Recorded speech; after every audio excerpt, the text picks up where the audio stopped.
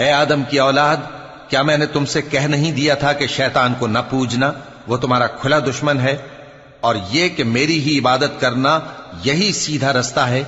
اور اس نے تم میں سے بہت سی خلقت کو گمراہ کر دیا تھا، تو کیا تم سمجھتے نہیں تھے؟